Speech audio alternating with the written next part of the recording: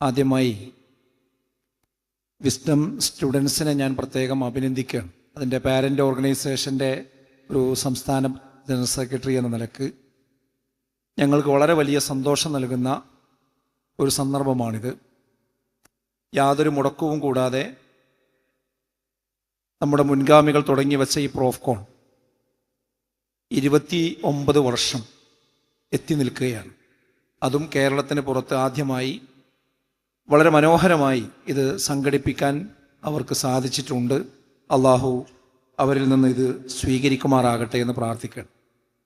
മംഗലാപുരത്ത് ഇത്രയും ഭംഗിയായി ഇത് സംഘടിപ്പിക്കാൻ ഇതിൻ്റെ പശ്ചാത്തല സൗകര്യങ്ങൾ ഒരുക്കി കൊടുത്തത് നമ്മുടെ ഇവിടെയുള്ള KSA കർണാടക സലഫി അസോസിയേഷനാണ്. അതിൻ്റെ ഭാരവാഹികളെയും പ്രവർത്തകരെയും എല്ലാം ഈ സന്ദർഭത്തിൽ സ്മരിക്കുന്നു. KSAയുടെയും വിസ്ഡത്തിൻ്റെയും ഒന്നിച്ചുള്ള സംഘാടനമാണ് ഇൻഷാ അല്ലാഹ് കർണാടകയിലെ ഈ ദക്ഷിണ കന്നഡ ജില്ലയിൽ ശക്തമായ പ്രബോധന പ്രവർത്തനങ്ങൾക്ക് ഇനിയുള്ള നാളുകളിൽ കാരണമാകാൻ പോകുന്നത്. അള്ളാഹു അത് ലക്ഷ്യത്തിലെത്തിക്കുമാറാകട്ടെ എന്ന് ഞാൻ പ്രാർത്ഥിക്കുകയാണ്. ഞാൻ എൻ്റെ വിഷയത്തിലേക്ക് വരികയാണ്. അൽഹംദുലില്ലാഹ്, ഈ കഴിഞ്ഞ ദിവസങ്ങളിൽ നിങ്ങൾ കുറേ കേട്ടു, കുറേ കണ്ടു, കുറേ മനസ്സിലാക്കി. ഇപ്പോൾ ഇവിടെ അനൗൺസ്മെൻറ്റ് ചെയ്തു, ഇത് അവസാന സെഷനിലേക്ക് നമ്മൾ പ്രവേശിക്കുകയാണ്.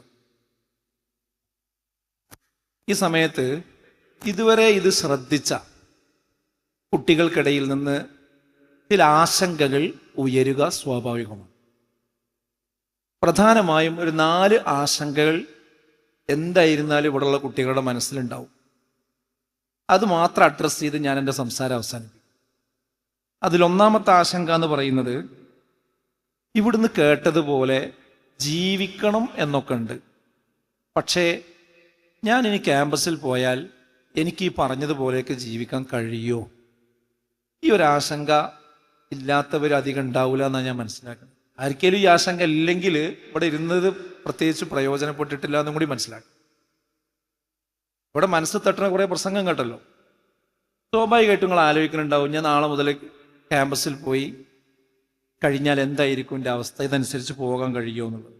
ഇവിടെ എനിക്ക് പറയാനുള്ളത്, ഇന്ന് സമൂഹത്തിൽ കാണുന്നത്, പ്രത്യേകിച്ച് ക്യാമ്പസിലൊക്കെ കാണുന്നത്, ഒന്നുകിൽ തിന്മയിലേക്ക് കൂപ്പുകുത്തുക, അതായത് എല്ലാ അനാവശ്യ കാര്യങ്ങളിലും മുന്നോട്ട് പോവുക, എന്നിട്ട് ജീവിതം അടിച്ചു പൊളിച്ച് നാശാക്കി കളയാം.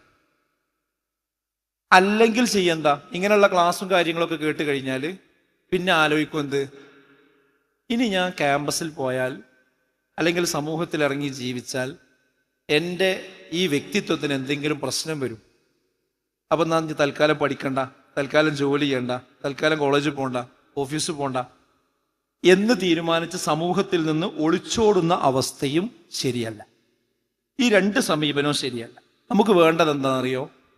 ദോഷബാധയെ തടുത്ത് ജീവിക്കുവാനുള്ള ത്രാണിയാണ് നമുക്കുണ്ടാവേണ്ടത്. അതിനാണ് തഖ്വ എന്ന് പറയാം. തഖ്വ എന്ന് പറഞ്ഞാൽ എന്താ?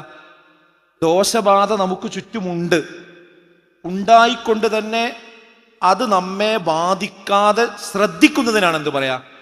തഖ്വ എന്ന് യഥാർത്ഥത്തിൽ പറയുന്നത്. അഥവാ ഏതൊരു പ്രതികൂല സാഹചര്യത്തിലും നന്മയിൽ നിലകൊള്ളാൻ കഴിയുക എന്നതാണ് പ്രധാനം. ഒരാളെ കുറിച്ച് ഒരു നല്ല അഭിപ്രായം കേട്ടു. എന്താ അഭിപ്രായം എന്നറിയോ?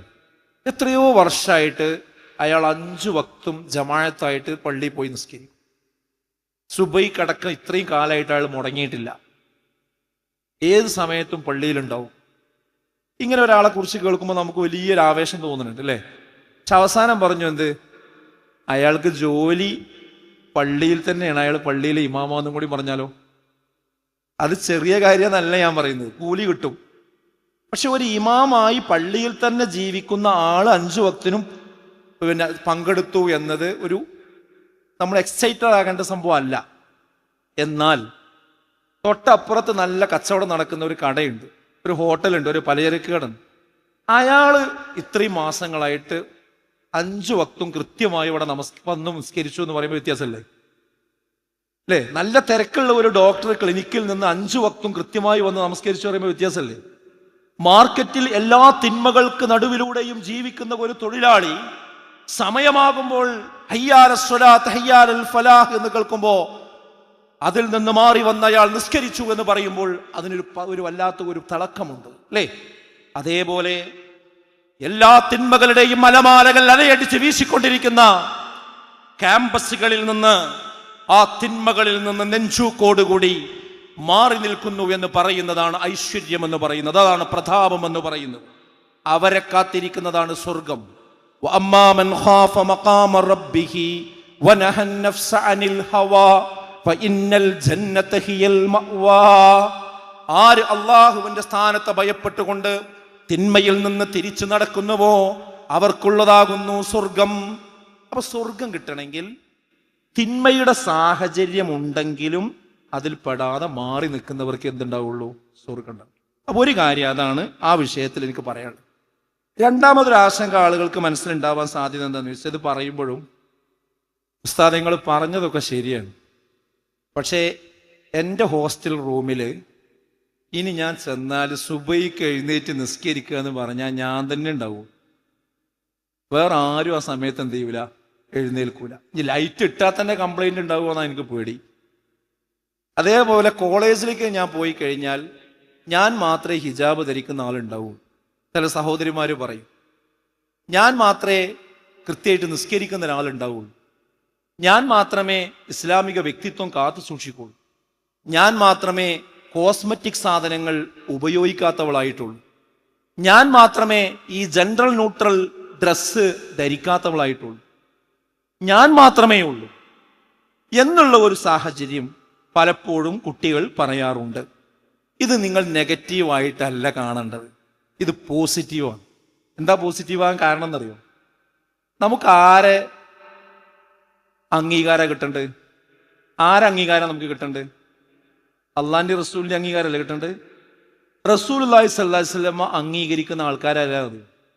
ബദഅൽ ഇസ്ലാമു ഗരീബ വസയഊദു കമാ ബദ ഫതൂബാ ലിൽ ഉറബാ. ഇസ്ലാം അപരിചിതമായിട്ടാണ് കടന്നു വന്നത്, അത് അപരിചിതാവസ്ഥയിലേക്ക് തന്നെ എന്ത് ചെയ്യും? തിരിച്ചു പോകും. അതിന്റെ അർത്ഥം എന്താ? ഇസ്ലാം അനുസരിച്ച് ജീവിക്കുന്ന ആളുകളെ കാണുമ്പോൾ ഇതെന്താ ഒരു പുതിയതല്ലേ, ഇത് എല്ലാവരും ചെയ്യാത്തൊരു കാര്യമാണല്ലോ നീ ചെയ്യണേ, എന്താ താടി വെച്ചിരിക്കണേ, എന്താ ഹിജാബ് ധരിച്ചിരിക്കണേ, നീ മാത്രം എന്താ കോസ്മെറ്റിക്സ് ഉപയോഗിക്കാത്തത്, നീ മാത്രം എന്താ പള്ളിയിൽ പോണത്, നീ മാത്രം എന്താ സിനിമക്ക് പോകാത്തത്, എന്താ നീ മാത്രം.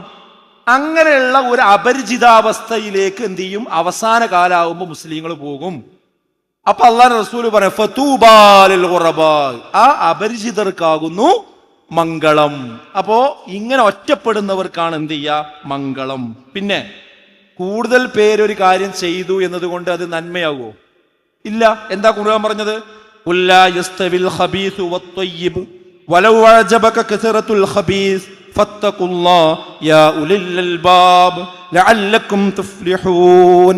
നബിയെ പറയുക, നന്മയും തിന്മയും നല്ലതും ചീത്തയും ഒരിക്കലും സമമാവുകയില്ല. വലൗ അഅജബക കസറത്തുൽ ഖബീസ്, തിന്മയുടെ ആധിക്യം എത്ര നിന്നെ അത്ഭുതപ്പെടുത്തിയാലും ശരി, കോളേജിലെ ക്യാമ്പസ് മുഴുവൻ ഭൂമി കുലുങ്ങുന്നത് പോലെ DJ പാർട്ടിയുടെ ആ അവസ്ഥയിൽ അവിടെ കുലുങ്ങിക്കൊണ്ടിരിക്കുന്നുണ്ട് എങ്കിലും, അവിടെ മുഴുവൻ കുട്ടികളും അനിസ്ലാമികമായ വേഷങ്ങളിലൂടെ മുസ്ലിം പേരുള്ളവർ പോലും പോയിക്കൊണ്ടിരിക്കുന്നുവെങ്കിലും നീ ഒരിക്കലും തന്നെ ആ അവസ്ഥയിൽ ചിന്തിക്കേണ്ടതില്ല, അതൊരിക്കലും നന്മയാവുകയില്ല. നീ അല്ലാത്തവരൊക്കെ നിന്റെ ക്യാമ്പസിൽ മദ്യപിക്കുന്നവരാണെങ്കിലും, നീ അല്ലാത്തവരൊക്കെ ഫോൺ സൈറ്റുകളിൽ മോശപ്പെട്ട കാര്യങ്ങൾ കാണുന്നവരാണെങ്കിലും ഒരിക്കലും അത് നന്മയാവുകയില്ല. ഫത്തഖുല്ലാഹ്, നിങ്ങൾ അല്ലാഹനെ സൂക്ഷിക്കണം. യാ ഉലിൽ അൽബാബ് ലഅല്ലക്കും തുഫ്ലിഹൂൻ, എന്നാൽ നിങ്ങൾ വിജയികളാകുന്നതാണ്.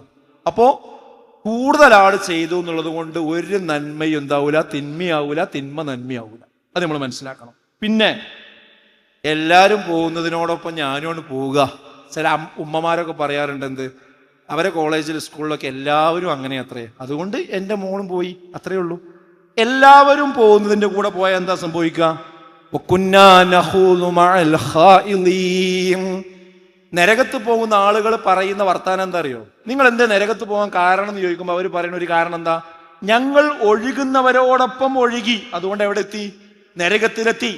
അപ്പോൾ ഒഴുക്കിനോടൊപ്പം ഒഴുകുന്നവർ നരകത്തിലേക്കും എല്ലാവരും തിന്മയിലേക്ക് ഒഴുകുമ്പോൾ ധൈര്യസമേതം അതിൽ നിന്ന് ആ ഒഴുക്കിനെതിരെ നീന്തുന്നവർക്കാണ് സ്വർഗം ഒരുക്കി വെച്ചിരിക്കുന്നത് എന്ന് നമ്മൾ കാണണം. പിന്നെ സഹാബിമാരെ ചരിത്രമൊക്കെ നമ്മൾ വല്ലാതെ പറയും. ത്യാഗം സഹിച്ചിരുന്നു. ഖബ്ബാബ് റളിയല്ലാഹു അൻഹു, ബിലാൽ റളിയല്ലാഹു അൻഹു, യുദ്ധങ്ങൾ ഉണ്ടായിരുന്നു, ഈർച്ചവാള് കൊണ്ട് മുറിച്ചിരുന്നു. അങ്ങനത്തെ വല്ല പ്രശ്നവും നമുക്കിപ്പോൾ ഉണ്ടോ? അത്ര ഗുരുതരമായ വിഷയം ഒട്ടുമില്ല എന്നല്ല, പക്ഷെ നമുക്ക് പൊതുവേ ഇല്ലല്ലോ അല്ലേ? എന്നാൽ ഈ കാലഘട്ടത്തിലുള്ള ത്യാഗം എന്ന് പറയുന്നത് പ്രധാനപ്പെട്ടത് എന്താ അറിയോ? ഈ തിന്മയുള്ള സാഹചര്യത്തിൽ നന്മയുടെ ഓരം പറ്റി നിൽക്കുക എന്നുള്ളതാണ്. എന്താ റസൂലുള്ളാഹി പറഞ്ഞത്? യഅതി അലന്നാസി സമാൻ, ഒരു കാലം ജനങ്ങൾക്ക് വരാനുണ്ട്, അസ്വാബിറു ഫീഹിം അലാ ദീനിഹി, അന്ന് ദീനിൽ ഉറച്ചു നിൽക്കുന്ന, ക്ഷമിച്ചു നിൽക്കുന്ന ആളുകൾ ഏതുപോലെയായിരിക്കും? കൽ ഖാബിലി അലൽ ജംബ്, അതായത് തീക്കനൽ കയ്യിൽ പിടിച്ചവനെ പോലെയായിരിക്കുന്നു. ഒരു തീയിന്റെ കട്ട കയ്യിൽ പിടിച്ച അവൻ എത്ര പ്രയാസം ഉണ്ടാവും? അതുപോലെയാണ് തിന്മക്കിടയിൽ നന്മയുടെ ധ്വജവാഹകന്മാരായി മുന്നോട്ട് പോകുന്നവർ ഈ കാലഘട്ടത്തിൽ അനുഭവിക്കുന്ന അവസ്ഥ. അപ്പൊ ഇതൊക്കെ അനുഭവിക്കുക എന്നുള്ളത് ഈ കാലഘട്ടത്തിലെ ത്യാഗമാണ് എന്ന് മനസ്സിലാക്കണം. മൂന്നാമത്തെ കാര്യം, 4 കാര്യങ്ങളിൽ മൂന്നാമത്തെ കാര്യം, ഞാനിപ്പോൾ ഇതിൻ്റെ ആളായി ഈ ഒരു വ്യക്തിത്വത്തിലേക്കൊക്കെ മാറിപ്പോൾ പ്രോഫ്കോണൊക്കെ കഴിഞ്ഞ് ഇനി 5 വക്ത് നിസ്കരിക്കാനും, നേരത്തെ പോയിരുന്ന ആ ടൂറിൻ്റെ കമ്പനിയിൽ നിന്ന് ഒഴിവാകും, മദ്യപിക്കുന്ന ശീലമുള്ള ആൾക്കാരെ അടുത്തുനിന്ന് ഞാൻ അതിൽ ഞാൻ കൂടാതിരിക്കും ഒക്കെ ചെയ്യുമ്പോൾ കുറേ ആക്ഷേപ വാക്കുകൾ എനിക്ക് കേൾക്കൂലേ അല്ലേ? ഇപ്പോൾ എന്നെ മൗലവിയായി, എന്നെ മുസ്ലിയാരായി, എന്തേ നിനക്ക് പറ്റി അല്ലേ? അതൊക്കെ എനിക്കറിയാം, കുറച്ച് ദിവസം ഉണ്ടാവും ഈ നിസ്കാരമൊക്കെ, പിന്നെ ഒന്നും ഉണ്ടാവില്ല അല്ലേ എന്നൊക്കെ പറഞ്ഞ് നമ്മൾ എന്ത് ചെയ്യും? ആക്ഷേപിക്കും. ഇവിടെ നമ്മൾ മനസ്സിലാക്കേണ്ടത്, ഇന്ന് ഇസ്ലാമിൻ്റെ ശത്രുക്കൾ ഉപയോഗിക്കുന്ന ഒരു ആയുധമുണ്ട്. അതെന്താ അറിയോ? നമ്മളെ ചാപ്പയടിച്ചുകൊണ്ട് മൗനികളാക്കുക എന്നത് അവരുടെ ഒരു അജണ്ടയാണ്. അതിലൊരിക്കലും നമ്മൾ വീണു പോകാൻ പാടില്ല. നമ്മൾ എന്തെങ്കിലും ഒരു കാര്യം പറഞ്ഞാൽ അവൻ ജിഹാദിയാണെന്ന് പറയാം, അതല്ലെങ്കിൽ അവൻ താലിബാനിയാണെന്ന് പറയാം, അല്ലെങ്കിൽ അനുഷ്ഠാന തീവ്രവാദിയാണെന്ന് പറയാം, അല്ലെങ്കിൽ അക്ഷരപൂജകനാണെന്ന് പറയാം, ഇടുങ്ങിയ ചിന്താഗതിക്കാരനാണെന്ന് പറയാം, 6-ാം നൂറ്റാണ്ടിൽ നിന്ന് ബസ് കിട്ടാത്തവനാണെന്ന് പറയാം, പുരോഗമനം തൊട്ടു തീണ്ടാത്തവരാണ് എന്ന് പറയാം. നല്ല മുസ്ലിം, ചീത്ത മുസ്ലിം എന്ന 2 ബൈനറികൾ ഉണ്ടാക്കി യഥാർത്ഥത്തിൽ ഇസ്ലാമികമായി ജീവിക്കുന്ന ആളെ ചീത്ത മുസ്ലിമായിട്ടും, സന്ദർഭത്തിനനുസരിച്ച് കൊണ്ട് വേഷം മാറുന്ന, സന്ദർഭത്തിനനുസരിച്ച് കൊണ്ട് ഇസ്ലാമിക വ്യക്തിത്വങ്ങൾ മാറിക്കൊണ്ടിരിക്കുന്ന ആളുകളെ നല്ല മുസ്ലിമായും ചിത്രീകരിക്കുന്ന ഒരു ബൈനറി ഇവിടെയുണ്ട്. അങ്ങനെ യഥാർത്ഥ മുസ്ലിങ്ങളെ ചീത്ത മുസ്ലിമീങ്ങളായും അവർ ആക്ഷേപിക്കും. ഏതുവരെ എത്തിയെന്ന് ചോദിച്ചാൽ, സമുദായത്തിന്റെ ന്യായമായ അവകാശം ചോദിച്ചാൽ പോലും അവൻ വർഗീയത പറയുകയാണ് എന്ന ഒരു ചാപ്പയാണ് ഇന്ന് സമുദായത്തിന്റെ മുകളിൽ അടിച്ചുകൊണ്ടിരിക്കുന്നത് അല്ലേ?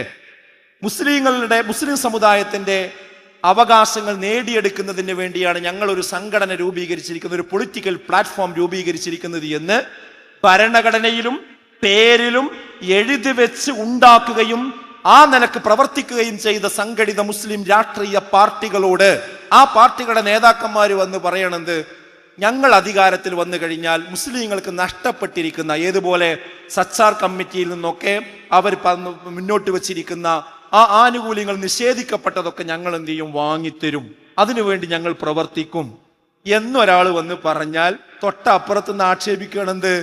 അതാ കണ്ടില്ലേ, വർഗീയത പറയണു, വിഭാഗീയത പറയണു. എന്താ ഇതിന്റെ അർത്ഥം? പിന്നെ എന്തിനാണ് ആ സംഘടന? ആ സംഘടന എന്തിനാ? മറ്റുള്ളവരുടെ അവകാശം കൊടുക്കരുത് എന്ന് പറയുന്നില്ല, മറ്റുള്ളവരുടേത് പിടിച്ചു വാങ്ങി നമുക്ക് തരണമെന്ന് പറയുന്നില്ല. നമുക്ക് അവകാശപ്പെട്ടത്, ഭരണഘടന നമുക്ക് നൽകുന്ന അവകാശങ്ങൾ നേടിക്കൊടുക്കും എന്ന് പറയുമ്പോഴേക്കും വർഗീയതയുടെ ചാപ്പയടിച്ച് മൗനികളാക്കാൻ ആരെങ്കിലും ഇവിടെ ശ്രമിക്കുന്നുണ്ട് എങ്കിൽ അത് തിരിച്ചറിയുവാനുള്ള വിവേകം പുതുതലമുറക്കുണ്ടാകണമെന്നാണ് ഞാൻ സൂചിപ്പിക്കുന്നത്. അപ്പൊ ഒരിക്കലും ഇതിന് ഈ ചാപ്പകൾക്ക് വഴങ്ങിക്കൊടുക്കാൻ നമ്മൾ പാടില്ല. നമുക്ക് വിശുദ്ധ ഖുർആനും സുന്നത്തും കൽപ്പിച്ചതാണോ എന്ന് നമ്മൾ നോക്കേണ്ടുള്ളൂ. നമുക്ക് 2 സർട്ടിഫിക്കറ്റ് വേണ്ടുള്ളൂ. ഏതാ 2 സർട്ടിഫിക്കറ്റ്? ഒന്ന്, നമ്മൾ ചെയ്യണതിന് ഖുർആനും സുന്നത്തിന്റെ പിൻബലമുണ്ടോ. രണ്ടാമത്തെ സർട്ടിഫിക്കറ്റ് എന്താണെന്ന് വെച്ചാൽ, നമ്മുടെ രാജ്യത്തിന്റെ ഭരണഘടന അനുവദിക്കുന്ന കാര്യങ്ങളാണോ, പിന്നെ മൗലികാവകാശങ്ങളും കാര്യങ്ങളും ഉൾക്കൊള്ളുന്ന കാര്യങ്ങളാണോ ഞാൻ ചെയ്യുന്നത്. അതിന് വിരുദ്ധമായ കാര്യങ്ങളും എന്ത് ചെയ്യാൻ പാടില്ല, ഒരു ഇന്ത്യൻ പൗരൻ ചെയ്യാൻ പാടില്ല. നമുക്ക് 2 സർട്ടിഫിക്കറ്റ് ആവശ്യമുള്ളൂ. മതപരമായ കാര്യങ്ങൾക്ക് ഇസ്ലാമിന്റെ സർട്ടിഫിക്കറ്റ് വേണം, അള്ളാഹിന്റെ റസൂലിന്റെ സർട്ടിഫിക്കറ്റ് വേണം. നമ്മുടെ നാട്ടിലെ മറ്റുള്ള കാര്യങ്ങൾക്കൊക്കെ എന്ത് വേണം? നമ്മുടെ ഭരണഘടന അനുവദിക്കുന്ന കാര്യവുമാണ്. ഈ 2 സർട്ടിഫിക്കറ്റ് നമുക്ക് ഉണ്ടായാൽ പിന്നെ നമുക്കൊരു കാര്യം ചെയ്യണം എന്നുണ്ടെങ്കിൽ, നമ്മുടെ സ്ത്രീകളെ പള്ളിയിൽ കൊണ്ടുപോകണം എന്നുണ്ടെങ്കിൽ, അതേപോലെ തന്നെ മറ്റെന്തെങ്കിലും കാര്യങ്ങൾ ചെയ്യണം എന്നുണ്ടെങ്കിൽ, അതിന് പിന്നെ വൈകുന്നേരം ചാനൽ റൂമിലിരിക്കുന്ന പാനലിസ്റ്റുകളുടെയോ ആങ്കറുടെയോ ഇവിടെയുള്ള മാധ്യമപ്രവർത്തകരുടെയോ ഇവിടെയുള്ള ലിബറൽ സമൂഹത്തിന്റെയോ ഒരു സർട്ടിഫിക്കറ്റ് നമുക്കെന്തില്ല, ഒരാവശ്യവും ഇല്ല. മനസ്സിലായോ? നമ്മൾ അവകാശങ്ങളെ പറ്റി ചോദിക്കാൻ വേറൊരാളുടെ ഒരു സർട്ടിഫിക്കറ്റ് ഒരിക്കലും തന്നെ നമുക്ക് ആവശ്യമില്ല. കാരണം ഈ കാലഘട്ടം എന്ന് പറയുന്നത് പരീക്ഷണത്തിന്റെ കാലഘട്ടം തന്നെയാണ്. മുൻഗാമികളെ പരീക്ഷിച്ചതുപോലെ അള്ളാഹ് നമ്മളെയും പരീക്ഷിക്കും. എന്തിനാണത്? വലഖദ് ഫതന്നല്ലദീന മിൻ ഖബ്ലിഹിം ഫലയഅലമന്നല്ലാഹു അല്ലദീന സ്വദഖു വലയഅലമന്നൽ കാദിബീൻ. മുൻഗാമികളെ പരീക്ഷിച്ചതുപോലെ നിങ്ങളെയും അള്ളാഹു പരീക്ഷിക്കും. എന്തിനാണത്?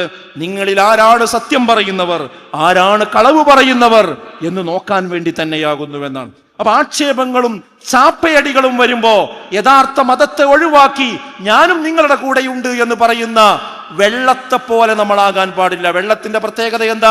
ഏത് പാത്രത്തിലാണോ അതൊഴിച്ചത് ആ ആകൃതിയാണ് ഇതിനുണ്ടാവുക. കുപ്പിയിൽ ഒഴിച്ചാൽ കുപ്പിയുടെ ആകൃതി, പരന്ന പാത്രത്തിൽ ഒഴിച്ചാൽ പരന്ന പാത്രത്തിന്റെ ആകൃതി. അതേപോലെ കോളേജിൽ ചെന്നാൽ ഒരു സംസ്കാരം, പള്ളിയിൽ വന്നാൽ മറ്റൊരു സംസ്കാരം, കല്യാണ വീട്ടിൽ പോയാൽ വേറൊരു സംസ്കാരം.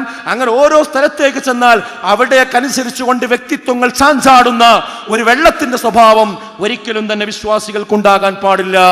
അത് നമ്മൾ മനസ്സിലാക്കണം. അപ്പോ മറ്റുള്ളവരുടെ ഒരു സർട്ടിഫിക്കറ്റും ഒരു മതേതര സർട്ടിഫിക്കറ്റും നമുക്ക് വേണ്ട എന്ന് കൃത്യമായി ഇതിന്റെ ഡീറ്റെയിൽസ് നിങ്ങൾക്ക് അറിയാൻ പഠിക്കാൻ നിങ്ങൾ ആഗ്രഹിക്കുന്നുണ്ടെങ്കിൽ ഒക്ടോബർ 25 അരീക്കോട് നടക്കുന്ന നമ്മുടെ വിസ്ഡം യൂത്ത് സംഘടിപ്പിക്കുന്ന ഡയലോഗ് പ്രോഗ്രാം ഉണ്ട്.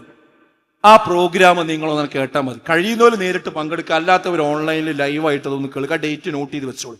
ഈ വിഷയത്തിന്റെ ഏറ്റവും അടിസ്ഥാനപരമായ കാര്യങ്ങൾ വർത്തമാന കാലഘട്ടത്തിൽ ഈ വിശ്വാസികളെയും വിശ്വാസി സമൂഹത്തെയും സമുദായത്തെയും പ്രതിക്കൂട്ടിൽ നിർത്തിക്കൊണ്ട് വിചാരണ ചെയ്യുന്നവരുടെ മുഖംമൂടി വലിച്ചു കയറുന്ന ദിവസമായിരിക്കും ഇൻഷാ അല്ലാഹ് ആ ദിവസം. എന്തെങ്കിലും നമുക്കിവിടെ മുന്നോട്ട് പോകാൻ കഴിയൂ. അതാണ് എനിക്ക് പറയുന്നത്. നാലാമത്തെ കാര്യം, അവസാനത്തെ കാര്യം എന്താന്ന് ചോദിച്ചാൽ, ഞാനിപ്പോൾ ആകെ ആശയക്കുഴപ്പത്തിലാണ്. ഇപ്പോൾ ഇവിടെ 3 ദിവസം വന്ന് ഇതൊക്കെ കേട്ടു, മനസ്സിലാക്കി, പഠിച്ചു, ഒക്കെ റെഡിയാണ്. പക്ഷെ ഇനി ഇവിടുന്ന് പോയാൽ ഇതേ ആയത്തും ഹദീസും ഒക്കെ ഓതിയിട്ട് തന്നെ വേറെ കുറേ സംഘടനകൾ വേറെയും കുറെ ആശയം പറയും. അപ്പം ആ പ്രസംഗം കേട്ടാൽ തോന്നും അതാണ് ശരി, ഈ പ്രസംഗം കേട്ടാൽ ഇതാണ് ശരിയെന്ന് തോന്നും. ഞങ്ങൾ ഈ സാധാരണക്കാരെന്താ ചെയ്യുക? എനിക്ക് ആകെ കൺഫ്യൂഷനാണ്. എനിക്ക് പ്രവർത്തിക്കണം, ഇതിനോടൊപ്പം ചേരണം എന്നൊക്കെ എനിക്ക് ആഗ്രഹമുണ്ട്. പക്ഷേ ഈ ആശയക്കുഴപ്പം എനിക്ക് തീരണില്ല. ഇസ്ലാമിന്റെ പേരിൽ എത്ര സംഘടന, എന്തിനായി കുറെ സംഘടന എന്നൊക്കെ ചൊല്ലുള്ള ഒരു പ്രയാസം സ്വാഭാവികമായിട്ടും ഉണ്ടാവും. ഇവിടെ എനിക്ക് പറയാനുള്ളത് എന്താന്ന് വെച്ചാൽ, ഏത് രംഗത്ത് ആശയക്കുഴപ്പമില്ലാത്തത്? നിങ്ങളൊക്കെ ഇപ്പോൾ പ്രൊഫഷണൽ സ്റ്റുഡൻസ് ആണല്ലോ. നിങ്ങൾ 10ാം ക്ലാസ് കഴിഞ്ഞപ്പോൾ ആശയക്കുഴപ്പം ഉണ്ടായിട്ടില്ലേ? ഇനി ഏത് കോഴ്സിനാ ചേരേണ്ടത്? +2 കഴിഞ്ഞപ്പോൾ ഉണ്ടായിട്ടില്ലേ? എൻട്രൻസ് കഴിഞ്ഞപ്പോൾ ഉണ്ടായിട്ടില്ലേ? എന്തൊക്കെ ചർച്ച വീട്ടിൽ നടന്നിട്ടുണ്ട്. വാപ്പര അഭിപ്രായം പറയും, ഉമ്മ വേറൊരു അഭിപ്രായം പറയും, അല്ലേ? ഇലക്ഷൻ വന്നാൽ 100 അഭിപ്രായം ഉണ്ടാവില്ല ആർക്കാ വോട്ട് ചെയ്യേണ്ടത് എന്നുള്ളത്. ഒരു ടെക്സ്റ്റൈൽസ് കയറി, ഒരു ഷർട്ട് എടുക്കാൻ എത്ര കടയിൽ നിങ്ങൾ കയറി ഇറങ്ങാറുണ്ട്? ഒരു കടയിൽ കയറി 1000-കണക്കിന് ഡ്രസ്സ് അവിടെ കാണാനുള്ളത്. അതെടുക്കണോ ഒന്നെടുക്കണോ കൺഫ്യൂഷൻ ഉണ്ടായില്ലേ? ഏതിലാ കൺഫ്യൂഷൻ ഇല്ലാത്തത്? ഒരു അസുഖം വന്നാൽ ഏത് ഡോക്ടറെ കാണുന്ന കൺഫ്യൂഷൻ ഉണ്ടായില്ലേ? ഈ കൺഫ്യൂഷന്റെ പേര് കല്യാണം കഴിക്കുന്ന സമയത്ത്, അല്ലേ? പിന്നെ അത് ഏത് പെണ്ണ് കെട്ടണം, ഏത് ആളെ കല്യാണം കഴിക്കണം, കൺഫ്യൂഷൻ ഉണ്ടായല്ലോ. അതിന്റെ പേരിൽ ആരെങ്കിലും കല്യാണം കഴിക്കാതിരുന്നിക്കണോ? ആരെങ്കിലും ചികിത്സിക്കാതിരുന്നിക്കണോ? ആരെങ്കിലും ഷർട്ട് വാങ്ങാതിരുന്നിക്കണോ? ആരെങ്കിലും പച്ചക്കറി വാങ്ങാതിരുന്നിക്കണോ? അതൊക്കെ ഇവിടെ നടക്കുന്നുണ്ട്, അല്ലേ? എന്നാൽ മതരംഗത്തുള്ള കൺഫ്യൂഷൻ വരുമ്പോൾ നമുക്ക് ആകെ കയ്യും കാര്യമൊക്കെ കുഴഞ്ഞ് എനിക്കതൊന്നും മനസ്സിലാവണില്ല. അപ്പൊ നമ്മളെ ബുദ്ധിയില്ല, വിവേകമില്ല, ഒരു കാര്യം. എത്ര മോശക്കാരായ നമ്മള്. എന്താ ഈ പറയുന്നതിൽ അർത്ഥം? അതിലേറെ ക്ലാരിറ്റിയോടുകൂടി മനസ്സിലാക്കാൻ കഴിയുന്ന കാര്യമാണ് ഇസ്ലാമിലെ ഹക്ക് ഏതാ ബാത്തിൽ ഏതാന്ന്. ഒരു സ്കെയിൽ ഞാൻ പറഞ്ഞുതരേ, ഒരൊറ്റ മാനദണ്ഡം ഞാൻ പറഞ്ഞുതരാം. ഇപ്പൊ ഈ റൂം നിങ്ങളോട് അളക്കാൻ പറഞ്ഞു, ഒരാളോട് പറഞ്ഞു അളന്നിട്ട് എത്ര വീതി നീളമുണ്ടോ എന്ന് പറയണമെന്ന് പറഞ്ഞു. അപ്പൊ അയാൾ ഇങ്ങനെ കണ്ണോട് ഇങ്ങനെ നോക്കിയിട്ട് പറഞ്ഞു, ഇത് ഇത്ര സെന്റ്, ഇത്ര അടി വീതി ഉണ്ട്, ഇത്ര അടി നീളമുണ്ട് എന്ന് പറഞ്ഞു. അപ്പോൾ രണ്ടാമത്തെ കക്ഷി വന്നിട്ട് എന്ത് പറഞ്ഞു? ഒരിക്കലും അത്ര നീളമല്ല. അയാൾ ഇങ്ങനെ നോക്കിയിട്ട് അതിന് വേറെ വിരുദ്ധമായിട്ടൊരു അഭിപ്രായം പറഞ്ഞു. അപ്പൊ രണ്ടാളും തർക്കായി. മൂന്നാമതൊരു കക്ഷി വന്നിട്ട് എന്ത് പറഞ്ഞു? നിങ്ങൾ രണ്ടാളും പറയണത് ശരിയല്ല എന്നിട്ട് അയാൾ ഇങ്ങനെ നോക്കിയിട്ട് വേറെ അഭിപ്രായം പറഞ്ഞു. അങ്ങനെ 3 ആളും കുഴപ്പമായി. പിന്നെ 4ാമത്തെ ഒരാൾ എന്താ പ്രശ്നം എന്ന് ചോദിച്ചു. ഇപ്പോൾ ഭയങ്കര തർക്കം. അപ്പൊ പറഞ്ഞു, ഞങ്ങൾ ഇതിന്റെ അളവിന്റെ കാര്യത്തിലാണ് സംശയിക്കുന്നത്. ഓരോരുത്തരും പറഞ്ഞതും പറഞ്ഞു. അപ്പൊ ഇയാൾ പറഞ്ഞു, എന്നാ ഒരു വെയിറ്റ് കഥകി. അയാൾ പാന്റിന്റെ പോക്കറ്റ് കൈയിട്ടിട്ട് എന്ത് ചെയ്തു? ഒരു ടാപ്പ് എടുത്തു. ആ ടാപ്പ് എടുത്തിട്ട് കൈ കൊടുത്തിട്ട് പറഞ്ഞു, ഇതെന്ന് വെച്ച് അളന്നോളിന്ന് പറഞ്ഞു. അത് വെച്ച് അളന്നപ്പോൾ വിഷയം തീർന്നു, അവിടുത്തെ തർക്കം തീർന്നു. എന്തേ വന്നത് അവിടെ? എന്തേ വന്നത്? ഒരു മാനദണ്ഡം വന്നു, ഒരു മാനദണ്ഡം വന്നു അല്ലേ? അതേപോലെ ഒരേ ആയത്ത് ഇയ്യാക്കൻ അഅ്ബുദു വയ്യാക്കൻ നസ്തഈൻ എന്നുള്ള ആയത്ത് ഓതിയിട്ട് ഒരു കൂട്ടർ പറയാ അള്ളാഹിനെ ആരാധിക്കണം, അള്ളാഹിനോട് സഹായം തേടണം. ഒരർത്ഥം. അവരെ ഉദ്ദേശം എന്താ അറിയോ? അള്ളാഹിനോടും തേടാ, മരിച്ചു പോയവരോടും തേടാന്ന്. എന്നാ വേറെ ടീം വന്നിട്ട് പറയണത് അള്ളാഹിനോട് മാത്രമേ സഹായം തേടാൻ പാടുള്ളൂ, അള്ളാഹിനോട് മാത്രമേ പ്രാർത്ഥിക്കാൻ പാടുള്ളൂ എന്നാണ് ഈ ആയത്തിന്റെ അർത്ഥം. അപ്പൊ തർക്കായി അല്ലേ? അപ്പൊ അവിടെ ഒരു മൂന്നാം കക്ഷി വന്നിട്ട് പറയണത് ഒരു കാര്യം ചെയ്യും, തർക്കം തീരാന് ഈ ആയത്തിന് എങ്ങനെയാണോ റസൂലുള്ളാഹി സ്വല്ലല്ലാഹു അലൈഹി വസല്ലമയും സഹാബത്തും അർത്ഥം പറഞ്ഞതും വിശദീകരിച്ചതും പഠിപ്പിച്ചു കൊടുത്തു, അത് മുൻഗാമികളിലേക്ക് നോക്കുക. മുൻഗാമികൾ എന്ന് പറഞ്ഞാൽ ആരാ? സ്വഹാബിമാര്, താബീയങ്ങള്, തബൗ താബീയങ്ങള്. ആദ്യ കാലത്ത് ആ 3 നൂറ്റാണ്ടിലെ ആൾക്കാരാണ്. അവരെങ്ങനെയാണോ ഖുർആനും ഹദീസിനെ മനസ്സിലാക്കിയത് അതേപോലെ നമ്മൾ മനസ്സിലാക്കിയാൽ മതി. ആ മുൻഗാമികൾക്ക് പറയുന്ന പേരാണെന്ത്? സലഫുകൾ. മനസ്സിലായോ? അവരുടെ മാർഗം എന്നുള്ളതിനാണ് അറബിയിൽ എന്ത് പറയാ? മൻഹജ്. മൻഹജു സലഫ് എന്ന് പറഞ്ഞാൽ പ്രമാണമല്ല, അത് പ്രമാണം സ്വീകരിക്കുവാനുള്ള ഒരു മെത്തഡോളജി മാത്രമാണ്. ഈ സ്കെയില് നമ്മളെ കയ്യിലുണ്ടായാൽ ഒരാശയക്കുഴപ്പത്തിലും നമ്മൾ പെടൂല. ഏതായത്ത് ആര് കൊണ്ടുവന്ന് ഓതിയാലും നമുക്ക് അവരോട് ഇതേ ചോദിക്കാനുള്ളൂ, മുൻഗാമികളായ ആളുകൾ നിങ്ങൾ ഈ പറഞ്ഞ അർത്ഥം പറഞ്ഞിട്ടുണ്ടോ? ഡിക്ഷണറിയിൽ പല അർത്ഥവും അറബിക്കുണ്ടാവും, അത് നോക്കിയിട്ടല്ല ഖുർആൻ വ്യാഖ്യാനിക്കേണ്ടത്. മുൻഗാമികളുടെ മാർഗം, ആ മുൻഗാമികളുടെ മാർഗം സ്വീകരിക്കുന്നത് കൊണ്ടാണ് നമ്മൾ എന്ത് വിളിക്കുക? അവരെ സലഫികൾ എന്ന് വിളിക്കാനുള്ള കാരണം. സലഫുകൾ എന്ന് പറഞ്ഞ മുൻഗാമികൾ, സലഫികൾ എന്ന് പറഞ്ഞ മുൻഗാമികളുടെ മാർഗം സ്വീകരിക്കുന്നവര്. ആ രംഗത്ത് ആരൊക്കെ എന്തൊക്കെ പറഞ്ഞോലോ ആ സത്യം ഉറക്കെ പറയും, അവിടെ ധർമ്മസമരം നടത്തും. അതിന് അറബിയിൽ പറയുന്ന പേരാണ് ജിഹാദ്. അത് ചെയ്യുന്ന ആൾക്കാരുടെ പേരാണ് മുജാഹിദുകൾ എന്ന് വിളിക്കാനുള്ള കാരണം. മനസ്സിലായോ? ഇസ്ലാം മുന്നോട്ട് പോകുമ്പോൾ അതിലൊരുപാട് ആളുകൾ പലതും കടത്തിക്കൂട്ടും, ശ്രമിക്കും. ബിദ്അത്തുകൾ അതിന്റെ പേരിൽ കടത്തിക്കൂട്ടും. ആ ബിദ്അത്തുകൾ ശരിയല്ല, അത് തെറ്റാണ്. ഇസ്ലാമിന്റെ ഒറിജിനൽ സ്വഭാവം എന്നതാണ്? നന്നാക്കുന്ന ഒരു വിഭാഗം പിൻകാലത്ത് വരും. അവരെയാണ് നന്നാക്കുക എന്ന് അറബിയിൽ പറയുന്നതിനാണ് ഇസ്ലാഹ് എന്ന് പറയാം. അതുകൊണ്ടാണ് ഇസ്ലാഹി പ്രവർത്തകർ എന്നവർക്ക് പേര് വരാനുള്ള കാരണം. മനസ്സിലായോ? ഇസ്ലാഹി പ്രവർത്തകർ, ഇസ്ലാഹി പ്രസ്ഥാനം എന്നൊക്കെ പേര് വരാനുള്ള കാരണം. പിന്നെ കുറെ ആൾക്കാർ അവനാന്റെ ബുദ്ധി ഉപയോഗിച്ചുകൊണ്ടാണ് ആയത്തിനോ ഹദീസിനോ അർത്ഥം വ്യാഖ്യാനവും പറയുന്നത്. അവിടെ നമ്മൾ പറയുന്നു എന്ത്? ബുദ്ധി ഉപയോഗിച്ചിട്ട് കേവല ബുദ്ധി അല്ല ഉപയോഗിക്കേണ്ടത്, മറിച്ച് പ്രമാണം മുന്നിൽ വെച്ചുകൊണ്ടാണ് ഇസ്ലാമിന് എന്ത് ചെയ്യേണ്ടത്? ആളുകളെ ക്ഷണിക്കേണ്ടത്. ഉദ്ഉ ഇലാ സബീലി റബ്ബിക ബിൽ ഹിക്മതി വൽ മൗഇദത്തിൽ ഹസന. ഹിക്മത്തോടുകൂടി നിങ്ങൾ ഇസ്ലാമിലേക്ക് ആളുകളെ ക്ഷണിക്കണം. ഹിക്മത്ത് എന്ന് പറഞ്ഞാൽ എന്താ? ജ്ഞാനം, അറിവ്. മനസ്സിലായോ? യുക്തി. ഇതിന് ഇംഗ്ലീഷിൽ എന്താ പറയാ? വിസ്ഡം. എന്താ പറയാ? വിസ്ഡം എന്നാ പറയാ. അതുകൊണ്ടാണ് ജംഇയ്യത്തുൽ ഹിക്മ, ഇംഗ്ലീഷിൽ പറഞ്ഞാൽ വിസ്ഡം ഇസ്ലാമിക് ഓർഗനൈസേഷൻ എന്ന് ഈ സംഘടനയ്ക്ക് പേര് വരാനുള്ള കാരണം. മനസ്സിലായോ? അപ്പൊ നമ്മൾ സലഫി പ്രസ്ഥാനം എന്ന പേരിലും മുജാഹിദ് പ്രസ്ഥാനം എന്ന പേരിലും ഇസ്ലാഹി പ്രസ്ഥാനം എന്ന പേരിലും വിസ്ഡം ഇസ്ലാമിക് ഓർഗനൈസേഷൻ എന്ന പേരിലും ഒക്കെ ഇതെന്ത് ചെയ്യും? അറിയപ്പെടും. അതിന്റെ വിദ്യാർത്ഥി വിഭാഗമാണ് ഏത്? Wisdom students. അതിന്റെ യുവാക്കൾക്കുള്ള വിഭാഗമാണ് വിസ്ഡം യൂത്ത്. അതിന്റെ സ്ത്രീകൾക്ക് വേണ്ടിയുള്ള വിഭാഗമാണ് വിസ്ഡം വിമൺ. അതിന്റെ പെൺകുട്ടികൾക്ക് വേണ്ടിയുള്ള വിഭാഗമാണ് വിസ്ഡം ഗേൾസ്. അതിന്റെ ചെറിയ കുട്ടികൾക്കുള്ള സംവിധാനമാണ് വിസ്ഡം ബാലവേദി എന്നൊക്കെ പറയുന്ന സംവിധാനം. അപ്പൊ ഇത് ഇങ്ങനെ ഈ രീതിയിലാണ് നമ്മൾ മനസ്സിലാക്കേണ്ടത്. അപ്പൊ നിങ്ങൾക്കൊരു സംശയം, ഇത് പഠിക്കാനും ഈ ആശയം പ്രചരിപ്പിക്കാനും വേണ്ടിയുള്ള സ്ഥാപനം ഏതാണ്? പ്രധാനമായിട്ട് 2-3 സ്ഥാപനങ്ങളുണ്ട്. ഒന്ന് ജാമിയ അൽ ഹിന്ദാണ്. അത് ആൺകുട്ടികൾക്കുണ്ട് പെൺകുട്ടികൾക്കുണ്ട്. അത് മിനി ഊട്ടിയിലാണ് ആൺകുട്ടികൾക്കുള്ളത്. പാണക്കാടാണ് സ്ത്രീകൾക്കുള്ള ക്യാമ്പസ്.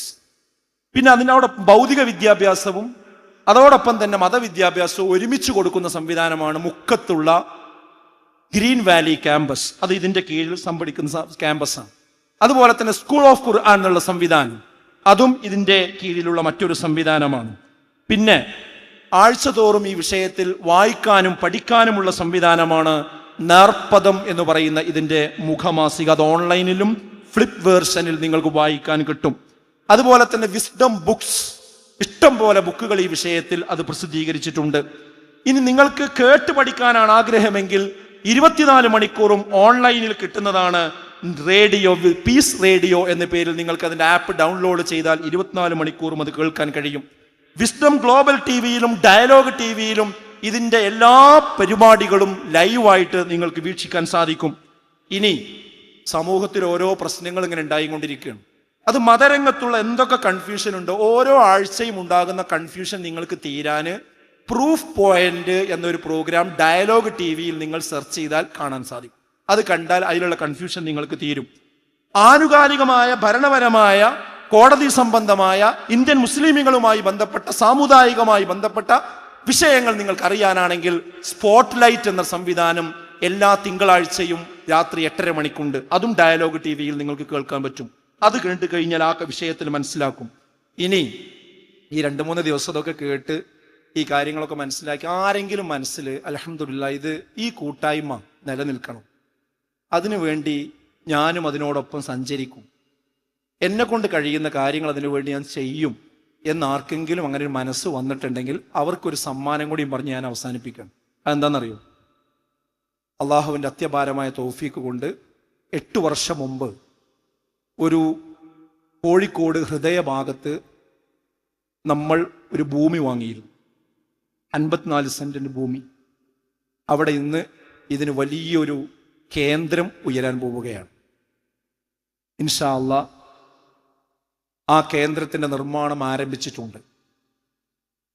നിങ്ങളുടെ ഒരു വസിയത്തുള്ളത്, നിങ്ങൾ പോയിട്ട് നിങ്ങളെ രക്ഷിതാക്കളോട് പറയണം എന്തെങ്കിലും ഒരു വിഹിതം ആ സ്ഥാപനത്തിന് വേണ്ടി കൊടുക്കണം. അതെന്തിനാണെന്നറിയോ? നിങ്ങൾക്ക് വേണ്ടിയാണ്, അടുത്ത തലമുറക്ക് വേണ്ടിയാണ്. കേരളത്തിലും ലോകത്തെവിടെയൊക്കെ മലയാളികളുണ്ടോ അവിടേക്കുള്ള എല്ലാ ദഅ്വാ പ്രവർത്തനങ്ങൾക്കുമുള്ള അത് ആസൂത്രണം ചെയ്യുന്ന ഈ പറഞ്ഞ സംവിധാനങ്ങളുടെയൊക്കെ ആസ്ഥാനമാണ് ഇൻഷാ അല്ലാഹ് ഉണ്ടാകാൻ പോണത്. നിങ്ങളുടെ പ്രാർത്ഥനയും വേണം. 1 രൂപ മുതൽ 1 ലക്ഷമോ എത്രയാണോ നിങ്ങൾക്ക് നൽകാൻ കഴിയുക അതിൻ്റെ അക്കൗണ്ടിൽ നിങ്ങൾക്ക് അയച്ചാൽ ഈസി ആയിട്ട് അയക്കാനുള്ള സംവിധാനമുണ്ട്. ഈ വിശദാംശങ്ങളാണെങ്കിൽ ബന്ധപ്പെട്ടാൽ മതി. ആ കൊടുത്താൽ അത് നിങ്ങൾക്ക് പരലോകത്ത് വലിയൊരു അസറ്റായിരിക്കും. ഇത് മുഖേന എന്തൊക്കെ ഹൈറ് ഇവിടെ ഉണ്ടാകുന്നുവോ അതൊക്കെ നിങ്ങൾക്ക് എന്ത് ചെയ്യും? ഈ കേന്ദ്രത്തിൽ നിന്നുണ്ടാകുന്ന ഹൈറുകളില്ലേ അതിൻ്റെയൊക്കെ ഒരു കൂലി നമുക്ക് പരലോകത്ത് കിട്ടും. ഇത് നമ്മൾ വാപ്പാരോട് എന്ത് ചെയ്യണം? കൃത്യമായിട്ട് പറയണം എന്നുകൂടി ഓർമ്മപ്പെടുത്തുകയാണ്. അവസാനമായി എനിക്കുള്ളൊരു അഭ്യർത്ഥന, നമ്മുടെ ഈ സമ്മേളനത്തിൽ മുഖ്യാതിഥിയായി പങ്കെടുത്ത മുൻ ചീഫ് ഇലക്ഷൻ കമ്മീഷണർ കൂടിയായ ബഹുമാന്യനായ SY ഖുറൈശി സാഹിബ് പറഞ്ഞ ഒരു വാചകമാണ്. അദ്ദേഹം പറഞ്ഞു, ജനാധിപത്യവും ഭരണഘടനയും വെല്ലുവിളി നേരിടുന്ന ഈ കാലത്ത് നാം രാഷ്ട്രീയ ചലനങ്ങളെ വലിയ ജാഗ്രതയോടുകൂടി നിരീക്ഷിക്കണമെന്നാണ് അദ്ദേഹത്തിൻ്റെ സംസാരത്തിൻ്റെ ഒരു ആകത്തുക എന്ന് പറയുന്നത്. അദ്ദേഹം ചോദിച്ച 2-3 ചോദ്യം ഉണ്ടായി. നിങ്ങൾക്ക് ഓർമ്മ ഉണ്ട്? നിങ്ങൾ ആരെങ്കിലും BLOനെ കണ്ടുക്കണോന്ന് ചോദിച്ചു. എത്ര ആളുകൾ കൈപൊക്കി? നിങ്ങളുടെ പേര് വോട്ടർ പട്ടികയിൽ ഉണ്ടോയെന്ന് ചോദിച്ചു. അത് നോക്കിയിട്ടുണ്ടോയെന്ന് ചോദിച്ചു. എത്ര ആളുകൾ കൈപൊക്കി? സർക്കാരിനോട് നിങ്ങൾ ഇതുവരെ ഏതെങ്കിലും ചോദ്യങ്ങൾ ചോദിച്ചിട്ടുണ്ടോ എന്ന് ചോദിച്ചു. എത്ര ആളുകൾ കൈപൊക്കി? എന്താ വിഷയം? ഈ പ്രൊഫഷണൽ രംഗത്തുള്ള കുട്ടികൾ വരെ അതൊന്നും ഞാൻ അറിയേണ്ട വിഷയമല്ല, ഞാൻ ശ്രദ്ധിക്കേണ്ട വിഷയമല്ല, രാഷ്ട്രീയ തീരുമാനമൊന്നും നമ്മെയോ നമ്മുടെ മതവിശ്വാസത്തെയോ ബാധിക്കുന്ന വിഷയമൊന്നല്ല എന്ന ഒരു ധാരണ നമുക്കുണ്ട്. അത് തിരുത്തണം. ഇന്ന് ഇഷ്ടം പോലെ വിഷയങ്ങൾ നമ്മുടെ മതവിശ്വാസത്തെ, സമുദായ വിഷയങ്ങളെ നേരിട്ട് ബാധിക്കുന്ന തീരുമാനം രാഷ്ട്രീയ തീരുമാനങ്ങളാണ്. പൗരത്വ ഭേദഗതി നിയമം രാഷ്ട്രീയ തീരുമാനമല്ലേ? അതേപോലെ തന്നെ സ്പെഷ്യൽ ഇന്റൻസീവ് റിവിഷൻ അഥവാ SIR എന്ന് പറയുന്നത് രാഷ്ട്രീയ തീരുമാനമല്ലേ? തീവ്ര വോട്ടർ പട്ടിക പരിഷ്കരണം, നിർബന്ധ മതപരിവർത്തന ബില്ല്, അതിന്റെ മറവിൽ മതപ്രബോധനം തന്നെ കുറ്റകൃത്യമാക്കുന്ന ഒരു സാഹചര്യം കൊണ്ടുവരുന്നത് രാഷ്ട്രീയ തീരുമാനമല്ലേ? ഏക സിവിൽ കോഡ് കൊണ്ടുവരുന്നത് രാഷ്ട്രീയ തീരുമാനമല്ലേ? ജെൻഡർ സാമൂഹിക നിർമ്മിതിയാണെന്ന നയം സെറ്റ് ചെയ്തുകൊണ്ട് പാഠപുസ്തകങ്ങൾ തയ്യാറാക്കുന്നത് രാഷ്ട്രീയ തീരുമാനമല്ലേ? വഖഫ് നിയമത്തിന്റെ ഭേദഗതി രാഷ്ട്രീയ തീരുമാനമല്ലേ? ഹജ്ജ് നയങ്ങൾ ഉണ്ടാകുന്നത് രാഷ്ട്രീയ തീരുമാനമല്ലേ? കുത്തഴിഞ്ഞ ലൈംഗികതക്കും മദ്യത്തിന്റെ വ്യാപനത്തിനും അനുഗുണമാകുന്ന നയങ്ങൾ ഉണ്ടാകുന്നത് രാഷ്ട്രീയ തീരുമാനമല്ലേ? ഇപ്പോൾ തന്നെ ഒറ്റപ്പെട്ട ലക്ഷദ്വീപിനെ കൂടുതൽ ഒറ്റപ്പെടുത്ത നയങ്ങൾ കൊണ്ടുവരുന്നത് രാഷ്ട്രീയ തീരുമാനത്തിന്റെ ഭാഗമായിട്ടല്ലേ? സച്ചാർ കമ്മിറ്റിയുടെ നിർദ്ദേശങ്ങൾ നടപ്പാക്കാത്തത് രാഷ്ട്രീയ പാർട്ടികൾ സമുദായത്തോട് കാണിച്ച അനീതിയല്ലേ? സംവരണം അട്ടിമറിക്കുന്നത് രാഷ്ട്രീയ തീരുമാനത്തിന്റെ ഭാഗമായിട്ടല്ലേ? മതേതരത്വം മതലയനമായും മതനിരാസമായും ആഖ്യാനിച്ച് യഥാർത്ഥ മതനിരപേക്ഷത ഉയർത്തിപ്പിടിക്കുന്നവരെ കേസെടുത്ത് ഭീഷണിപ്പെടുത്തുന്നത് ഭരണകൂട താൽപര്യങ്ങളല്ലേ? മതവിദ്യാഭ്യാസത്തിന്റെ സമയം പ്രതിസന്ധിയിലാകുന്ന തീരുമാനങ്ങൾ ഉണ്ടാകുന്നത് രാഷ്ട്രീയ തീരുമാനത്തിന്റെ ഭാഗമായിട്ടല്ലേ? വെള്ളിയാഴ്ച ജുമഅക്ക് പോലും പങ്കെടുക്കാൻ കഴിയാത്ത വിധം പരീക്ഷകൾ ഷെഡ്യൂൾ ചെയ്യപ്പെടുന്നത് രാഷ്ട്രീയ തീരുമാനത്തിന്റെ ഭാഗമായിട്ടല്ലേ? 1991 ആരാധനാലയ നിയമം നിലനിൽക്കുമ്പോഴും അത് അട്ടിമറിച്ചുകൊണ്ട് പള്ളികൾ ബുൾഡോസറിന് വിധേയമായി കൊണ്ടിരിക്കുന്നത് രാഷ്ട്രീയ തീരുമാനത്തിന്റെ ഭാഗമല്ലേ? നാം രാഷ്ട്രീയ കാര്യങ്ങൾ നിരീക്ഷിക്കണം, ശ്രദ്ധയിൽപ്പെടുത്തണം, ചർച്ച ചെയ്തുകൊണ്ടിരിക്കണം. സമുദായ രാഷ്ട്രീയ പാർട്ടികൾക്ക് മുമ്പിൽ അത് അവതരിപ്പിക്കണം. അവർക്കതിന് പരിഹാരം കാണൽ നിർബന്ധമാകുന്ന അവസ്ഥയിൽ ഒരു സമ്മർദ്ദ രീതിയിൽ തന്നെ ഈ വിഷയങ്ങൾ ചർച്ച ചെയ്തുകൊണ്ടിരിക്കണം. ഈ സ്ലൈറ്റ് ഉണ്ടെങ്കിലേ എഴുതാൻ കഴിയുകയുള്ളൂ, പുസ്തകമുണ്ടെങ്കിലേ വായിക്കാൻ കഴിയുകയുള്ളൂ, ഈ ചുമരുണ്ടെങ്കിലേ ഈ രാജ്യം നിലനിൽക്കുന്നുണ്ടെങ്കിലേ നമുക്ക് നമ്മുടെ മതവിശ്വാസവും നമ്മുടെ രാജ്യ പുരോഗതിയും അനുസരിച്ച് മുന്നോട്ട് പോകാൻ കഴിയുകയുള്ളൂ എന്ന ഉത്തമ ബോധ്യം നമുക്ക് വേണം. ഇതും നമ്മുടെ വിഷയമാണ്. ആ രീതിയിൽ ഉയർന്നു ചിന്തിക്കുവാൻ, ഇന്ത്യയുടെ വർത്തമാനകാല ഇന്ത്യയുടെ തുടിപ്പുകൾ മനസ്സിലാക്കി കണ്ണിലെണ്ണയൊഴിച്ച് അതിന്റെ ശരിയും തെറ്റും വേർതിരിച്ച് മനസ്സിലാക്കി മുന്നോട്ട് പോകുന്ന ഒരു പ്രബുദ്ധ സമൂഹം നിങ്ങളിൽ നിന്നുണ്ടാകട്ടെ എന്ന് ആശംസിച്ചുകൊണ്ട് ഞാൻ എന്റെ വാക്കുകൾ അവസാനിപ്പിക്കുന്നു. അസ്സലാമു അലൈക്കും വറഹ്മത്തുള്ളാഹി.